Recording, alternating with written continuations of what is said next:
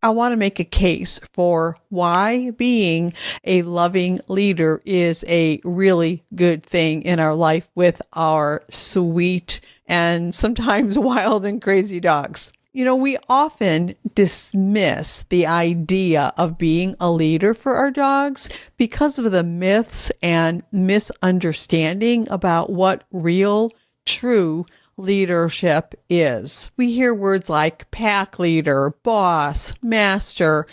These are all words that have been wrongly connected to true leadership.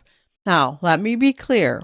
A loving leader is not a boss and never involves dominance.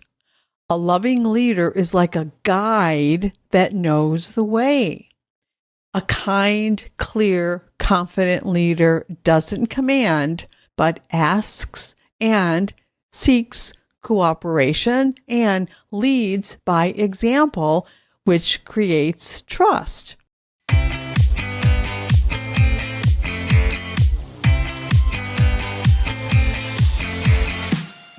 Hi, I'm Kathy Kowalik, and I believe that our dogs connect us to the heart and soul of what really matters in life. So hang out, and we'll take a deep dive into the human-dog connection and explore strategies that will inspire you to create legendary, enlightened partnership with your dog. This is the Enlightened by Dogs podcast. Well, hello, Kathy Kowalik here, and thanks for tuning in today and sharing a few minutes of your brilliant life with me today. I'm excited. So today I'm going to talk to you about, hopefully, this intriguing topic of how to be a good leader without dominance or obedience. And we're going to talk a little bit about social learning and things that I find really, really interesting. So I hope that you do too. And so let's dive in, shall we? I hope you're doing well. If you're listening in when this is published, it's January, so hopefully you're having a great new year and you are getting ready to make this your best year. I know I am, and so I hope this episode helps you a little bit with that as we start to evolve and expand and become. That's what we're talking about, right? All right, so instinct only go so far. Many animals, including us humans and our dogs, must learn almost everything about who they will become. Behavior is what you do. Culture is how you learn to do it. So we're not born with culture. Our dogs are not born with culture. An individual receives genes from their biological parents and receives culture from their social group, their family, mostly you, the dog mom. Now, an important part of living in partnership is that we learn how to step into our role as a responsible, loving leader. Now, this is not something that is well understood in the dog community, and it's not something that comes natural to some of us, but it is something that we can all learn to be. So let's talk about leadership for a minute. Today, I want to make a case for why being a loving leader is a really good thing in our life with our sweet and sometimes wild and crazy dogs. We often dismiss the idea of being a leader for our dogs because of the myths and misunderstanding about what real, true leadership is. We hear words like pack leader, boss, master. These are all words that have been wrongly connected to true leadership. Now, let me be clear. A loving leader is not a boss and never involves dominance. A loving leader is like a guide that knows the way. A kind, clear, confident leader doesn't command, but asks and seeks cooperation and leads by example, which creates trust. And I think we could sum that up by saying good leaders are good listeners. So good leaders listen to our own needs, right? What do we need in our life? When do we feel safe? Good leaders listen to our dog's needs and what makes them feel safe. Good leaders listen to what we both, as partners, we and our dogs, what we both need and what we both desire, what keeps us both feeling safe, calm, and happy. And so when we listen with this intention, that leads us to have more clarity, which leads us to having more curiosity, which leads us to mindfully, with intention and on purpose, begin to make choices that align with the vision that that intersection creates. Now, that vision always centers feeling safe and feeling heard, which always leads to trust and connection and the feeling of belonging. So, for example, we know through research that the most successful, peaceful, and long-lasting family groups of wolves and elephants are led by confident, benevolent, kind, and knowing matriarchs. And we know through human family therapy research, we know that children experience lasting trauma from not being seen or heard by their parent figures, from being told directly or indirectly that they shouldn't experience certain emotions, from having a parent figure who can't regulate their own emotions, from having a parent figure who denies their reality and whose love is conditionally expressed based on expectations of compliance and rewarded for good behavior. So this seems to hold true with various social species, and it's safe to consider that the same would hold true for our dogs. I think that we have the biggest opportunity for growth as modern, conscious dog moms with being the leading co-regulator, especially in circumstances that are difficult for our dogs, and with true listening for when our dogs are communicating how they feel, instead of attempting to distract them with treats or games or toys, or moving directly into forcing compliance through counter conditioning or desensitization.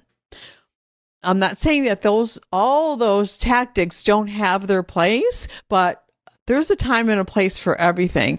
And I think that if we can begin to accept our dog's reality as valid, we can begin to be more patient and more accepting and more willing to give them time to learn naturally without forcing a timed agenda on them through training. Interesting to consider, isn't it? I hope you do. In his New York Times best-selling book, Beyond Words, Carl Safina shares an insight from one of the elephant researchers, which I find really interesting, and I want to share this with you. Usually, the oldest female serves as the prime holder of living history and knowledge. This matriarch makes decisions about where the family will go, when, and for how long. She serves as the family's rallying point and chief protector. Now, this is the part that's, I think, really, really interesting. Her personality, whether calm, nervous, firm, indecisive, or bold, sets the whole family's tone. When a family is big, it means they have a strong matriarch that everyone likes to follow. Now, Similar findings with the Yellowstone studied wolf families were found to be true as well. And the observed experiences of the wolves shared in the book are really interesting. Check it out. Okay, so two things I want to call out here. Number one, quoting, a matriarch that everyone likes to follow. Right? Okay, so this is what I want you to take away from that. This is what I'm taking away from that. Her family follows her because they trust her, not because she trained them to or taught them to or rewarded them for, because they want to, they choose to, right? They trust her. And then the second thing that I wanted to call out from that is her personality sets the whole family's tone. Wow. There's so much opportunity for us to learn from that, right? And I think that we dog moms can learn from this research and these observations, and we can adopt this approach ourselves. Because what has been shown to be true across species is that including humans and including dogs and including other social species, the natural response to feeling safe is trust and cooperation. Now, isn't that what we want from our dogs so that they feel safe and they trust us more, and that will lead to more cooperation? Yes. Now, safe. This is what we want our dogs to feel. This is what we want to feel. This is a primary need. Everything starts here. And we want our dog to feel safe. And what's underneath that is we want them to say, I can look to you for guidance and loving leadership so I don't have to be hypervigilant, nervous, or reactive. Right? That's what I'm talking about. That's where we're going with this. Now, I've repeatedly seen this play out in my own family with my own dogs for decades.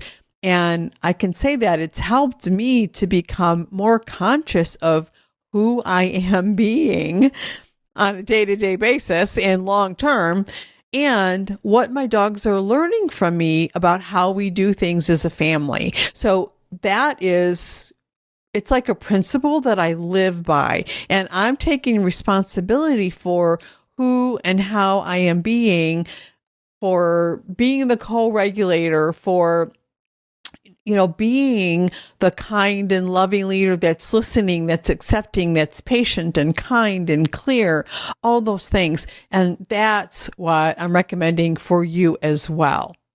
Now, I think that right now, today, to New Year, now is a great time for you to go deeper, learn how to be a good, a better, an awesome listener and a loving leader for your dog family, and to get curious about what does that look like? Where am I missing the details? Where am I making assumptions? Where am I dismissing how my dog is feeling, what they're communicating? Where am I expecting my dog to be compliant regardless of how they feel, right? And start to just notice these things and allow your choices to start to shift and into being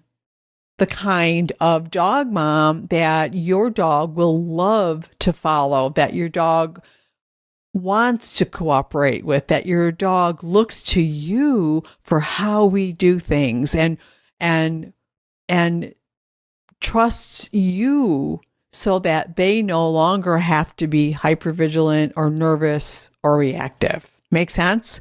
Okay. Now, if you need support or guidance along the way, I would be honored to guide you, and as I do every week, but also in my Brilliant Partners Academy, where I'm ready to serve as your coach, and and our other coaches and our whole community. Like, we're all in this together, right?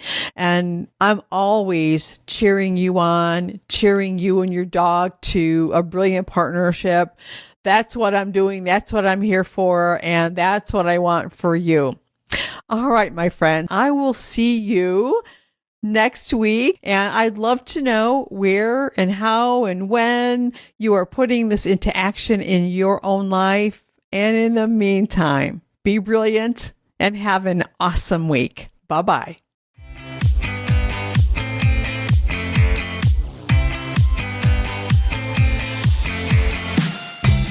Thanks so much for listening. And hey, if you would like to work with me so that I can help you discover the missing pieces you need so that you and your dog can finally be happy and enjoy life together, then head on over to dancingheartsdogacademy.com and request your invitation to join us in the Brilliant Partners Academy when the doors open for the next enrollment. See you next time, and remember, a brilliant partnership with your dog makes your whole life brilliant.